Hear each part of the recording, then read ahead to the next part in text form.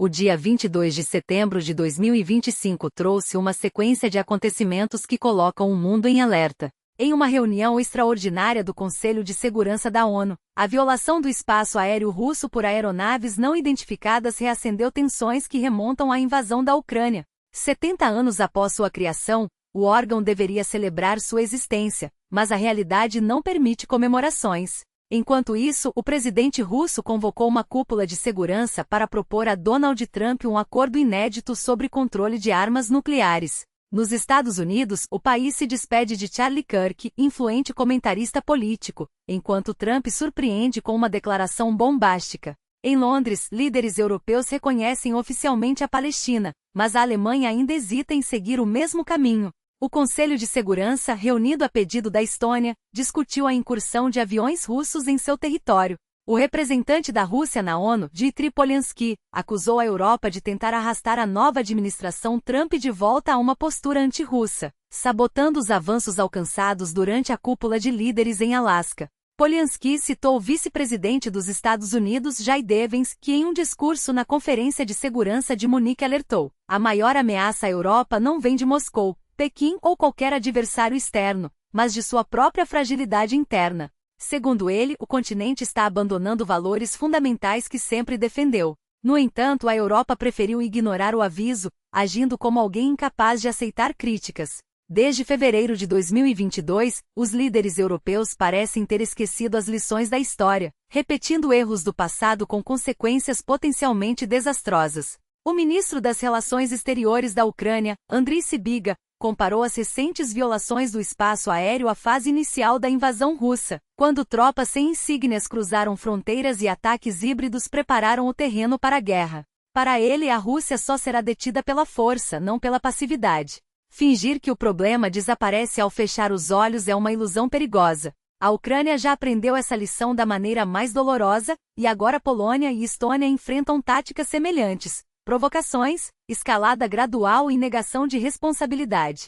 A única resposta eficaz é a unidade e a firmeza. Durante a reunião de segurança, Putin anunciou que a Rússia está disposta a estender por mais um ano o último tratado de controle de armas nucleares com os Estados Unidos, desde que Trump faça o mesmo. O novo START, assinado em 2010 por Medvedev e Obama, limitou o número de ogivas estratégicas e vetores de lançamento, mantendo um equilíbrio crucial. Apesar de suspenso em 2023 devido às tensões da guerra na Ucrânia, ambas as potências continuaram respeitando seus limites centrais. Agora, há poucos meses do vencimento, Moscou propõe uma prorrogação temporária, mas condicionada à reciprocidade americana. Putin destacou que abandonar o tratado seria um erro estratégico, alimentando uma corrida armamentista e minando a estabilidade global. Ele também alertou para os planos dos Estados Unidos de expandir seu sistema de defesa antimísseis, incluindo interceptadores espaciais, o que poderia anular os esforços russos de manter o equilíbrio.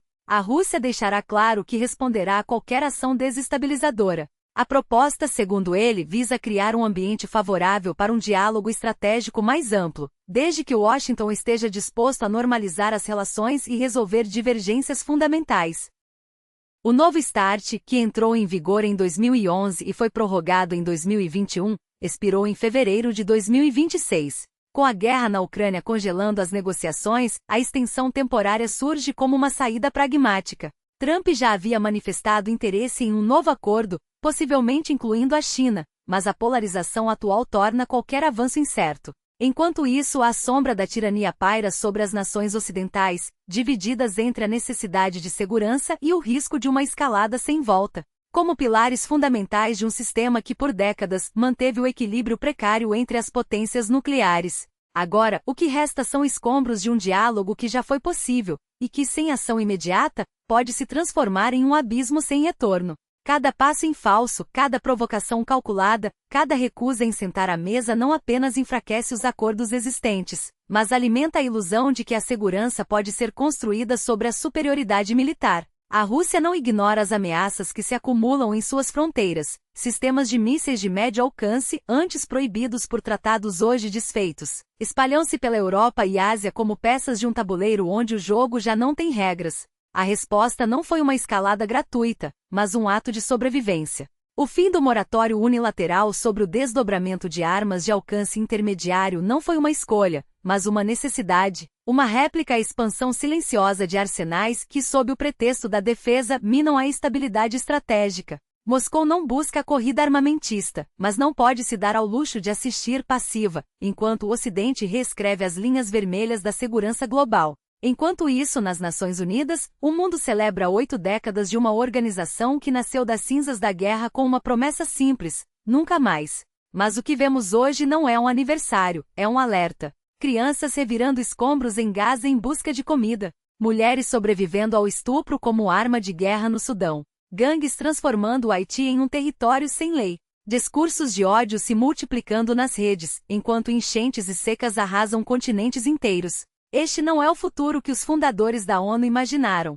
É o resultado de termos esquecido que a paz não é um ideal ingênuo, mas a única estratégia que já funcionou. Os que duvidam chamam-na de utopia, os que a viveram sabem que é a única opção realista, porque a alternativa à política da força bruta, do cada um por si, já foi testada. E o século XX provou, em sangue e ruínas, que ela leva apenas a um lugar, ao colapso. A ONU não é perfeita. Nunca foi. Mas é o único fórum onde uma nação pequena pode sentar-se à mesa com as grandes potências e exigir justiça. Onde a voz de um refugiado sírio pode ecoar nos corredores do poder. Onde, apesar de tudo, ainda se acredita que problemas globais exigem soluções globais. No entanto, hoje esse princípio está sob ataque como nunca antes. Enquanto líderes se reúnem em Nova York para a Assembleia Geral, civis são bombardeados em Gaza, direitos humanos são pisoteados na Ucrânia, e o clima entra em colapso sob o peso da inação. A ironia é cruel. Vivemos em um mundo multipolar, mas com instituições multilaterais paralisadas, um cenário perigosamente semelhante ao que antecedeu a Primeira Guerra Mundial.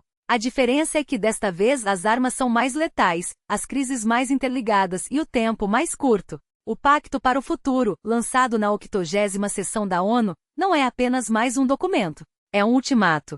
Uma tentativa desesperada de atualizar as regras de um jogo que já não funciona. Porque se não agirmos agora, se continuarmos a tratar a cooperação como uma opção, e não como uma necessidade, o próximo aniversário da organização poderá ser celebrado em meio ao caos.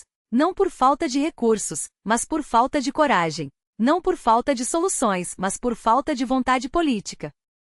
E então há a Palestina. Em Londres, onde a Declaração Balfour outrora negou a um povo seu direito à autodeterminação, o reconhecimento do Estado palestino pela Grã-Bretanha não é apenas um gesto simbólico, é um ato de reparação histórica. Um reconhecimento de que a ocupação não pode ser eterna, de que a negação sistemática de direitos não pode ser a última palavra. A Palestina existe. Sempre existiu. E enquanto houver uma criança palestina olhando para o céu em busca de um futuro, a luta por justiça não terá fim. O que está em jogo não é apenas um território, mas a própria ideia de que o direito internacional ainda significa algo. Que as promessas feitas em 1945, de paz, de dignidade, de um mundo onde as nações resolvem suas diferenças sem recorrer à violência, não foram esquecidas. O momento exige mais do que discursos. Exige ação. Não a ação dos poderosos, mas a dos que se recusam a aceitar que a história está condenada a repetir seus erros. Os que arriscam suas vidas para levar comida a Gaza. Os que ensinam meninas no Afeganistão, apesar das ameaças. Os que, sob a bandeira azul da ONU, trabalham nos lugares mais perigosos do mundo, provando, dia após dia, que juntos é melhor não é um slogan, mas uma verdade conquistada a duras penas. Essa é a lição que não podemos esquecer. E é por eles, pelos que ainda acreditam, apesar de tudo, que devemos escolher o caminho mais difícil. Não porque seja fácil, mas porque é o único que vale a pena. Não se trata de uma questão passageira, mas de um compromisso inegociável. A recusa em apagar, a recusa em desumanizar. Este é o momento de transformar palavras em ação, de erguer barreiras contra o genocídio e as limpezas étnicas, de romper cercos e pôr fim à ocupação, de responsabilizar os agressores com todo o peso da lei. Não basta condenar. É preciso agir. Sanções abrangentes, embargos totais de armas, pressão diplomática incansável.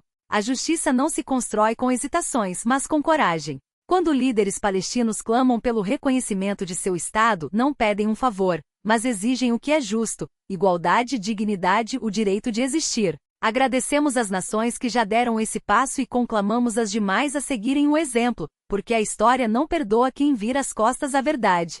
Cada criança em Gaza impedida de ir à escola, cada família desalojada, cada voz silenciada é prova de que a impunidade alimenta a violência. E essa impunidade só persiste porque há quem a sustente, quem financia a opressão, quem fecha os olhos enquanto um povo é esmagado. Alemanha, França, Reino Unido, vozes poderosas, mas nem sempre uníssonas. Alguns falam em solução de 2 estados como um horizonte distante, como se a justiça pudesse esperar. Nós discordamos. O reconhecimento da Palestina não é o último passo, mas o primeiro para corrigir uma injustiça secular. Não pode haver anexações, não pode haver mais expansão de assentamentos, não pode haver desculpas para adiar o que é inevitável. Enquanto isso, países como Canadá, Austrália e Portugal dão o exemplo, e outros se preparam para seguir. A ONU se reúne, o mundo observa, e a pergunta permanece: de que lado da história queremos estar? Mas enquanto alguns lutam pela paz, outros celebram a divisão. Em um evento que reuniu multidões, a memória de um ativista conservador foi transformada em espetáculo, com discursos que confundem força com ódio, união com exclusão. Não se trata de política, mas de humanidade. Um homem que acreditava em mudar o mundo pela persuasão merece ser lembrado por sua fé no diálogo, não por sua intolerância. E quando a violência o silenciou, não foi apenas um crime, foi um aviso. O ódio não escolhe alvos, ele se espalha como fogo. A segurança reforçada, os vidros à prova de balas, as multidões controladas, tudo isso é sintoma de um mundo que perdeu o rumo. Mas a verdadeira segurança não vem de muros, e sim de pontes. Não vem de armas, e sim de justiça. Não vem de discursos vazios, e sim de ações concretas. Este é o momento de escolher. Entre o silêncio cúmplice e a voz que desafia, entre a indiferença e a coragem de dizer basta. Porque no fim, não são as medalhas ou os aplausos que definem uma vida, mas as escolhas que fazemos quando ninguém está olhando. E hoje, o mundo inteiro está olhando.